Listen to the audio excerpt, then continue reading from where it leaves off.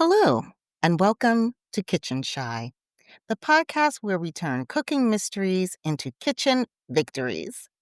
I'm Vanessa K. DeLuca, and today we're diving into a fundamental skill that every cook, beginner or pro, needs: how to read a recipe the right way.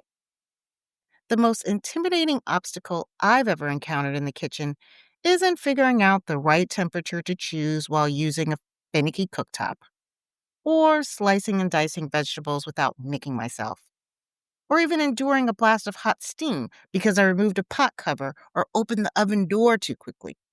Nope. The most fearsome foe I've ever faced off against in any kitchen is a recipe.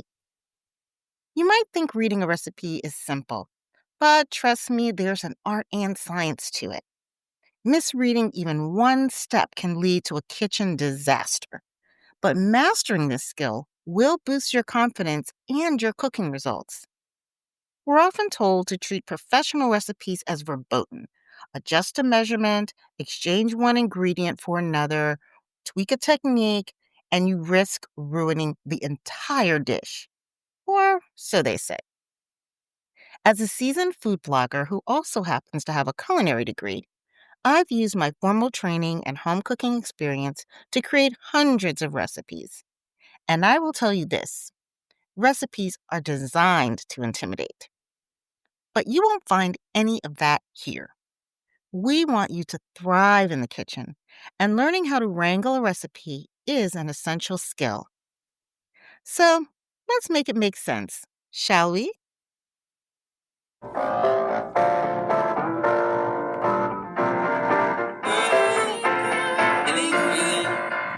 Hey, feeling good, like I should. When in Durga, walk around the neighborhood. Feeling blessed, never stressed. Got that sunshine on my Sunday best. Yeah. Hey, every day can be a better day despite the challenge. All you gotta do is leave it better than you found it. It's gonna get difficult to stand, but hold your balance. I just say whatever, cause there is no way you're around it. Tip number 1: read the recipe all the way through, twice. Reading the entire recipe from start to finish before you begin really helps. And no, skimming doesn't count. Read every word: ingredients, instructions, notes, and tips. This helps you peep out any hidden ingredients or steps, such as separating egg yolks from egg whites.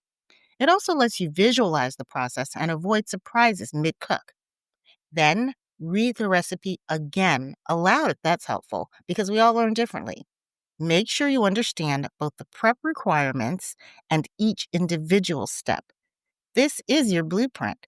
Making an effort up front to digest the recipe will save you loads of time and help you sidestep unnecessary mistakes. Tip number 2: understand the ingredient list. Ingredients are your building blocks. One way to tell if a recipe is any good: the ingredients should be listed in the order they'll be used, which gives you clues about the cooking process. Pay special attention to commas in the list. For example, 1 cup chopped walnuts means you chop before measuring, but 1 cup walnuts chopped means you measure first, then chop. This little detail can change your prep entirely and certainly will have an impact on the way your dish ultimately tastes. So don't sleep on your ingredients. Tip 3: know your equipment and timing.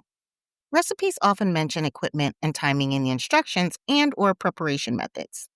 Check what tools you'll need to have ready before you start a recipe, because having to pivot mid-cook is a real pain and a time suck.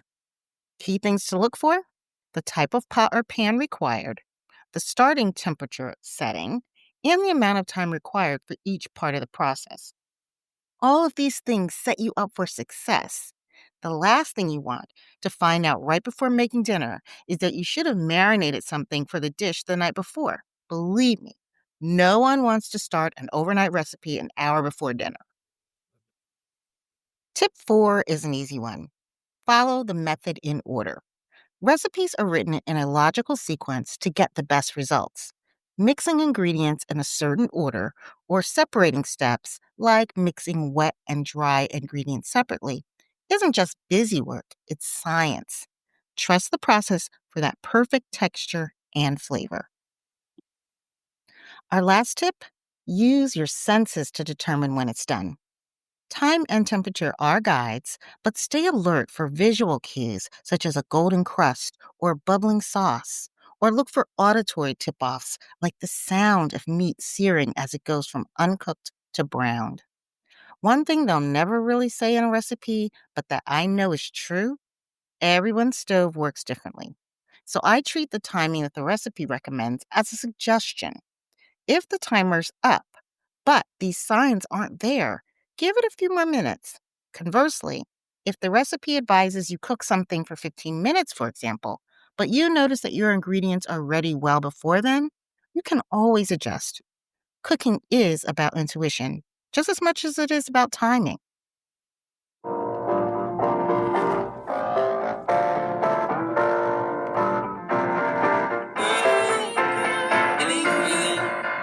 Hey, feeling good, like I should. When in Durga, walk around the neighborhood. Feeling blessed, never stressed. Got the sunshine on my Sunday best. Yeah. Hey, every day can be a better day despite the challenge. All you gotta do is leave it better than you found it. It's gonna get difficult to stand, but hold your balance. I just say whatever, cause there is no way you're round it. Everyone falls down sometimes, but you just gotta know it'll all be fine. It's okay.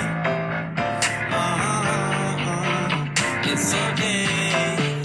It's okay. So, did we make it make sense? I certainly hope so.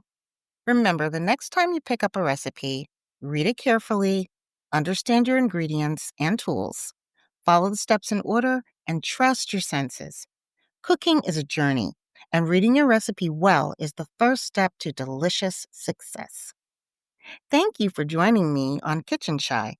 If you enjoyed this episode, please subscribe and share it with your fellow food lovers. Until next time, happy cooking.